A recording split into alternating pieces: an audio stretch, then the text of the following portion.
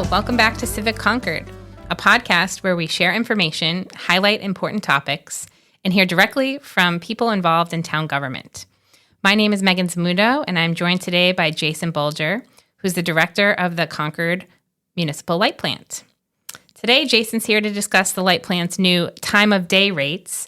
Welcome, Jason. Thank you so much, Megan. I'm really happy to be here and talk about this important initiative that's coming soon. Sounds good. So it seems like we've been talking about this for a while, time of use or time of day. I thought it was time of use. Where are we? Yeah, well, I'll first address what we're talking about, the title here. So we're calling it time of day, and It has been referred to as time of use for a long period of time. They're used interchangeably, and the reason that we're sticking with time of day is that some other very large public power agencies and organizations have done a lot of focus group work to find out what makes sense to people and what translates to them as, conveys what this program intends to do. And so time of day is what stuck with more people, and that's what we're going with. So rates that vary based on the time of the day. Okay. And so in terms of talking about it for a long time, you're right. The town has identified this as a goal going back probably over a decade. And there's a variety of reasons about that we're going to get into, in terms of the benefits. But time of day rates are basically rates that cost different amounts for your electricity usage at different times of the day. And there's a reason why we would charge more at different times of the day, and that's because the energy that we buy to deliver to customers costs a different amount at different times of the day. So right now, there are times where electricity supply is low and demand is high. And the market says that the price of that electricity should be very high to encourage more energy suppliers to put their supply onto the market. And at that time, the average Concordian is paying the same flat rate today. Okay. And so there's a difference between what we're providing you and what we're collecting from you. Now, it's annualized, right, over the year. And so we are collecting enough to buy all of that power. But the problem is that some people have a load shape that costs a lot more money, and other people have a load shape. There's some savings that could be found. Saves money. That came up at the climate action meeting the other day when people were talking about electric vehicles and charging overnight, and we were talking about some of the chargers we have across town, but that it's really beneficial for people to do it slowly in the evening. Yeah, and the chargers we have in town actually have a rate structure that supports that, where there's that kind of peak pricing in the afternoon where the cost to charge goes up a little bit, and that's the same rationale as the time of day rates. Today, if you're a Concord customer and you get electricity from the light plant, you are paying electricity based on how much you use. Mm-hmm. So the first chunk that you use, up to about 650 kilowatt hours per month, is charged at one rate, and then the next chunk is charged at a higher rate, and then anything over 835, say, is charged at the highest rate. And the reason that rates were designed in that way was to incentivize energy efficiency. So you just use less. Use less electricity. That's the preferred, so if you use more, you're paying a lot more. Mm-hmm. But of course, some people can't change the amount they use. They may have a large family, or they may have an older home that's not well insulated, or they may be using a different type of heating that's electrical. And so we're finding that these rates and that rate structure is not really incentivizing the behavior that we want, and that affects all ratepayers. So there is an opportunity for people to save some money. Will they do this? Yeah, there is. Yeah, be in control of their own bill by modifying their behavior. Yeah, and I think when I talk about the results of time of day and why we are doing this, why the town has asked us to do this, number one is really the equitable costs, right? So again, I gave that example of two neighbors. Maybe one of them uses a lot of power in the afternoon, early evening, and another one doesn't. Mm-hmm. Their load shape is maybe more flat, or maybe they have a different schedule, so they're starting dinner late at 8:00 at night. Those customers are costing the system different amounts. Mm-hmm. And right now, the person who has the favorable load shape is subsidizing the cost for the other person, right? So there's a level of equity that when we charge people more closer to a real cost than what we're doing today, that people are understanding that their decision to use electricity has an impact on the cost for everybody, and they're being appropriately charged. But the other thing that you mentioned was a little bit of control, right? So if electricity costs a different amount at different times of the day, and you have a choice to use it to run your dishwasher or to run your electric clothes dryer or your pool pump or some other things that you might have discretion over, you can then empower yourself and your family to save money, right? Because that peak electricity is going to cost the most. And if you can shift away from peak usage, you could save quite a bit of money over the year. Is that something that would be available to folks that have maybe outside of Concord that are, private sector electric contracts or agreements? Is that unique to a light plant to be able to have that shift? No, it's not. I mean, I think that when I talked about supply and demand in terms of the pricing, that's why you're seeing a lot of people starting to look for utility scale batteries. And that's why we have these things called peaker plants. These are typically dirty, sort of diesel run power plants. Think of them as a very large generator. And they can spin up very quickly in response to power supply needs when there's either another supplier goes offline unexpectedly, or you have a very, very hot day when a lot of air conditioning is running. These peaker plants will turn on to provide that surge of electricity. And again, in addition to being more equitable and also helping you save money on your bill, you're also discouraging the use of these peaker plants from running by shifting your load away from the peak. The fewer people who are using during that surge, the fewer of these resources that we need, and those resources tend to be the dirtiest that are on our system. So that's when you're seeing a lot of diesel being burned. And so this is a major undertaking. I realize it's not just changing, the electricity rate and having a discussion about, okay, we should go from this to this. It's totally changing the way we are calculating everything and all of the formulas. So how much work is going into this, and where are we within the process? When can users expect to kind of hear more about the rollout? Yeah. A lot of questions there I'll unpack. No. So, I think that when the town first had this goal, there was kind of a checklist of like, these are the things you need before you can roll out time of day rates. And we had a lot of empty boxes on our checklist. The first big one was that our billing system did not accommodate a rate structure this complicated, because we're going to need to bill people based on when they're using their electricity, not just the volume. And the old system was designed for that. So the first thing came with a very large billing system upgrade. It's an ERP, it's a CRM, it does a lot of different things. And that took a couple of years really to get up and running. And then probably I'd say a couple more for people to get familiar enough to design rates in this way. And that happened first. And then the next thing we needed was meters that could actually measure hourly data, right? Because you're being charged for when you use it. The old meters were just basically clicking up, with every kilowatt hour you used, the number would increase. It didn't keep track of when you used it. So we needed to create that meter infrastructure. So we did that. That took a few years in terms of a very large RFP process, awarding the bid, procuring that stuff during the post-COVID supply chain shortages, and then replacing over 8,500 meters individually, one by one, in a safe way without, disrupting people and that's been completed? That's been completed, right? Wow. So we have all those new meters. Now you have these two systems. You have a billing system and you have a metering system. And obviously you need to take the metering data and get it in there and bill people in the right time and the right way.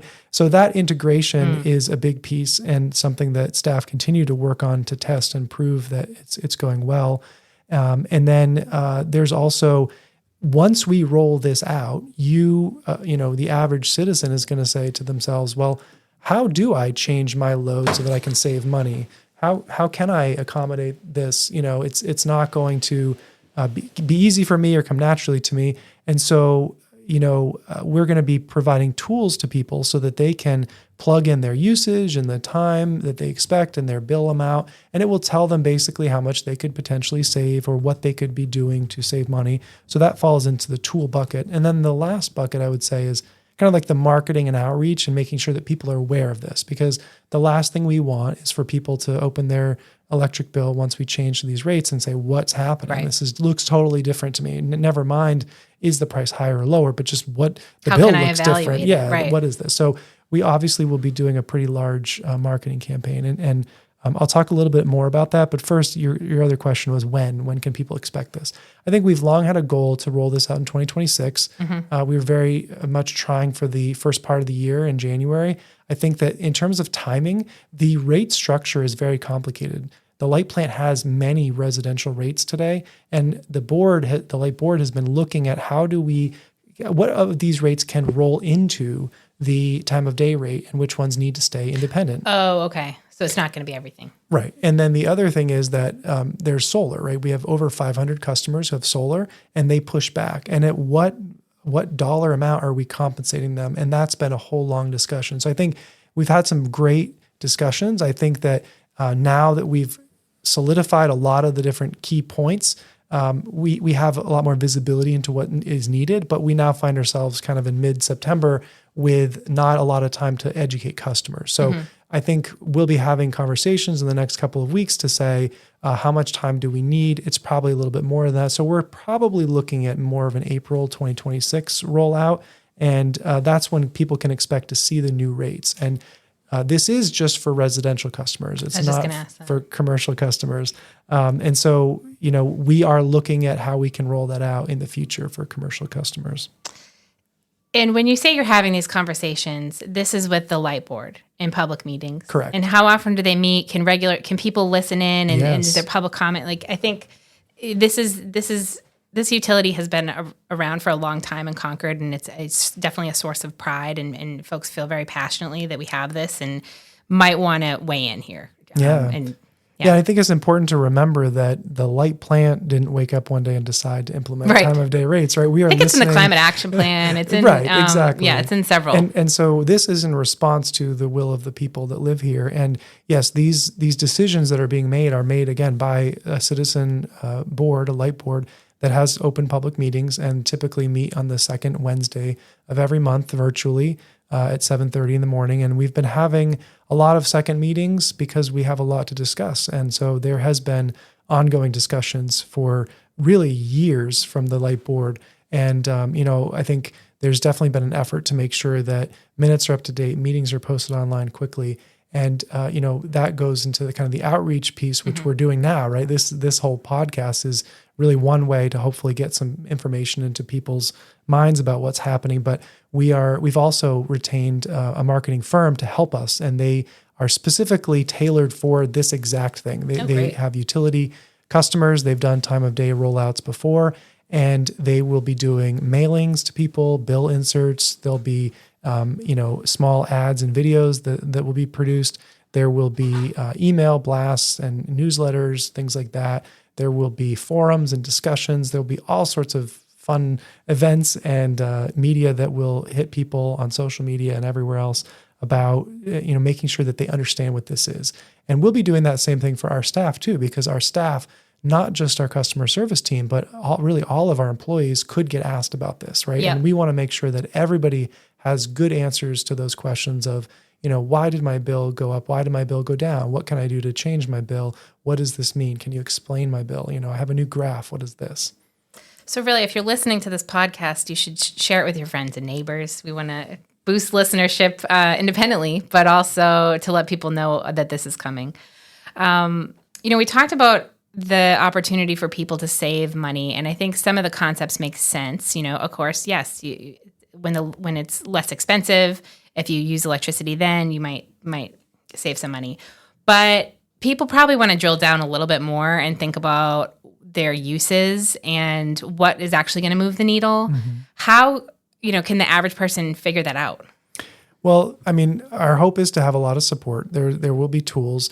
We have a really neat dynamic bill explainer that with a QR code on your printed bill will bring you to a web page where you can hover over and click different elements of your bill to basically get an introduction and explanation of what all those elements are and what they mean.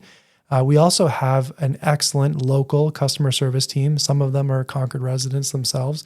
And, if you have a question about your bill, if you want to know how you can do more and the other avenues of media haven't got to you or you still don't understand, they will walk you through step by step of explaining your bill. Anybody can come into the light plant. We're open to the public. We're right in Concord, right near the Rotary on 2A.